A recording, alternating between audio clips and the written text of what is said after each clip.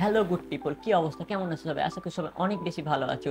তো টাইটেল এবং থাম্বনেল দেখে আমি বুঝতে পারছো যে আজকে কি নিয়ে কথা বলবো, কি নিয়ে ভিডিওটা হতে চলেছে। হ্যাঁ, তোমরা ঠিক ধরেছো। আজকে আমি তোমাদেরকে কিছু টিপস দিব পোর্ট্রেট ফটোগ্রাফি সম্পর্কে। যে টিপসগুলো ফলো করলে তোমাদের পোর্ট্রেট ফটোগ্রাফি আরো বেশি সুন্দর হবে। তো ভিডিওটা ইন্টারেস্টিং হতে চলেছে। আর বেশি দেরি না করে চলো ভিডিওটা শুরু করা যাক। একটা ভালো পোর্ট্রেট সবসময় আপনার সঙ্গে কানেক্ট করতে পারবে। আপনার ছবির মধ্যে ইমোশন থাকা লাগবে, ফিলিংস থাকা লাগবে। আপনার ছবি যেন আপনার সঙ্গে কথা বলে, এরকম ছবি তুলতে হবে আপনাকে।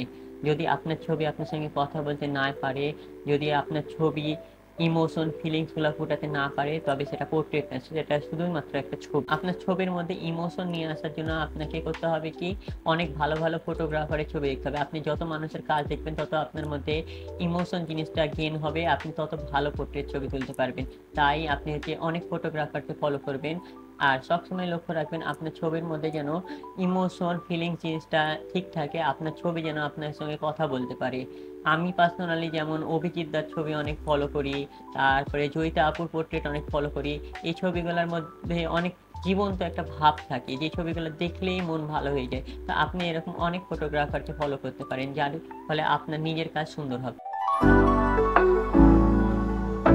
সবার প্রথমে আপনাকে একটা ভালো লেন্স সিলেক্ট করতে হবে। লেন্স সিলেক্ট করার সময় দুইটা জিনিস মাথায় রাখতে হবে। প্রথম হচ্ছে সাবজেক্টের ফেস যেন ডিস্ট্র্যাক্ট না হয়ে যায়।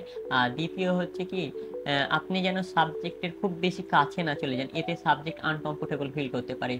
আপনাকে খুব সাবজেক্টের কাছাকাছি যাওয়া যাবে না। আর একটা জিনিস আপনাকে মাথায় রাখতে হবে, আপনি যেন সাবজেক্টের থেকে খুব দূরে না চলে যান। আপনি এত দূরে চলে গেলেন যে সাবজেক্টের সাথে আপনি কানেক্ট করতে পারছেন না, তখনও আপনার হবে না।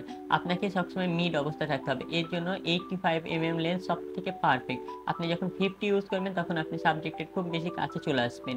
আর আপনি যখন 105 বা 135 ইউজ করবেন তখন আপনি সাবজেক্টের অনেক বেশি দূরে চলে যাবেন। এই জন্য আপনাকে সবসময় 85 mm এর ইউজ করার চেষ্টা করতে হবে। আপনি যখন 85 mm লেন্স ইউজ করবেন তখন আপনার আউটপুটটা অনেক ভালো আসবে, কারণ আপনি সাবজেক্টের সাথে কানেক্ট করতে পারবেন খুব ভালোভাবে। একটা পারফেক্ট পোর্ট্রেটে পারফেক্ট অ্যাপেচার থাকাটা খুব জরুরি। আপনি যদি পারফেক্ট অ্যাপেচার না রাখতে পারেন তাহলে আপনার পোর্ট্রেটটা জীবন্ত হবে না, বা অতটাও সুন্দর আর্টিস্টিক হবে না।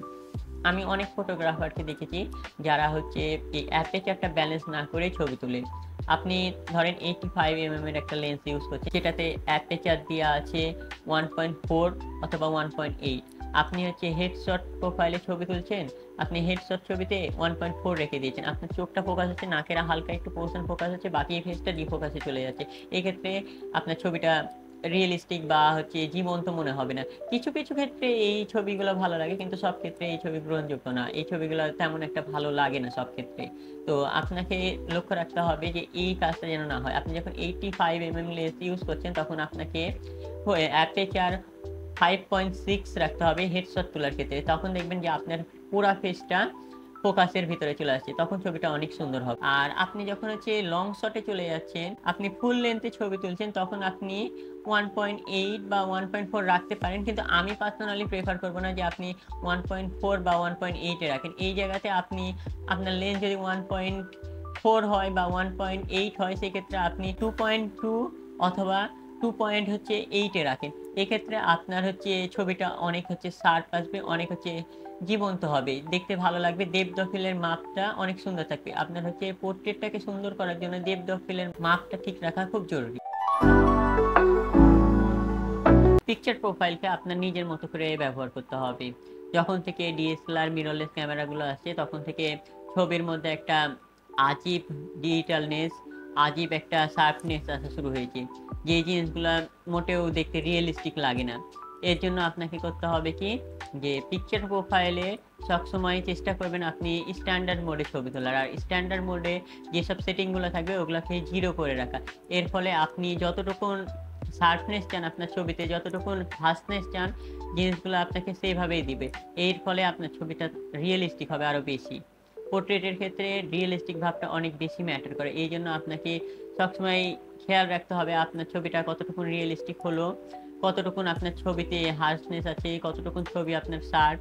আপনার যদি পোর্ট্রেট ঠিকভাবে শার্পনেস না আসে তাহলে আপনার ওই পোর্ট্রেটটা কোনো দাম থাকবে না। একটা ভালো পোর্ট্রেটে ভালো লাইট খুব গুরুত্বপূর্ণ।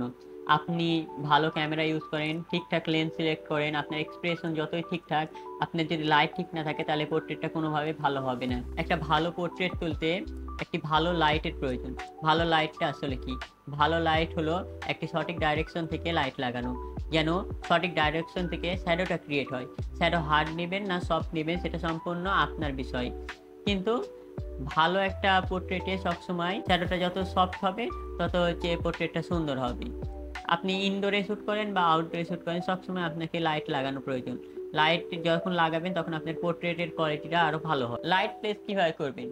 কারণ লাইট প্লেসমেন্টের উপরে ডিসাইড হবে শ্যাডো কোন দিকে হবে, হাইলাইট কোন দিকে হবে। খুব সহজ, 45 ডিগ্রি রুলসকে ফলো করেন। আপনার লাইট সাবজেক্টের 45 ডিগ্রি অ্যাঙ্গেল করে লাগান, 3 ফুট ডিস্টেন্সে রাখুন, আর এমনভাবে লাইট লাগান যেন লাইটটি 45 ডিগ্রি অ্যাঙ্গেল ঝুঁকে যায়। তো স্টুডিওতে তো আপনি এইভাবে খুব ভালোভাবে শ্যুট করতে পারবেন, কিন্তু আপনি যখন আউটডোরে যাবেন তখন আপনি এত কাছে লাইট রাখতে পারবেন না। কারণ আউটডোরে আপনাকে অ্যাম্বিশনকেও শ্যুট করতে হবে, তখন আপনি লাইটকে 4 থেকে 5 ফুট দূরে নিয়ে যান। আপনি মনে রাখবেন আপনি 85 mm দিয়ে শ্যুট করছেন। যতক্ষণ আপনার ফুল লেন্থ শট না প্রয়োজন ততক্ষণ পর্যন্ত আপনি লাইট দূরে নিয়ে যাবেন না। আপনি যদি 4 থেকে 5 ফিটের দূরে, এর থেকে বেশি দূরে লাইট নিয়ে চলে যান তখন আপনার শ্যাডোটা ঠিকভাবে ক্রিয়েট হবে না, পোর্ট্রেটটা দেখতে খারাপ হবে। সো এই টিপসগুলো ব্যবহার করে আপনারা সুন্দর সুন্দর পোর্ট্রেট ছবি তুলতে পারেন। তো ভিডিওটা ইন্টারেস্টিং লাগলে ভিডিওটাকে লাইক করবেন, কমেন্ট করবেন, চ্যানেলটাকে সাবস্ক্রাইব করে দেবেন, কারণ এই টাইপের আরো ভিডিও আসতে চলেছে সামনে এই চ্যানেলটিতে। আর আমাদের পোর্ট্রেট ফটোগ্রাফি যদি দেখতে চান তাহলে আমাদের ফেসবুক পেজের লিঙ্ক ডিসক্রিপশনে দেওয়া থাকবে, সেখান থেকে আমাদের পেজটাকে ভিজিট করে আসতে পারেন। তো দেখা হচ্ছে নতুন কোনো ভিডিওতে, ততক্ষণ পর্যন্ত ভালো থাকেন, সুস্থ থাকেন, আল্লাহ হাফেজ।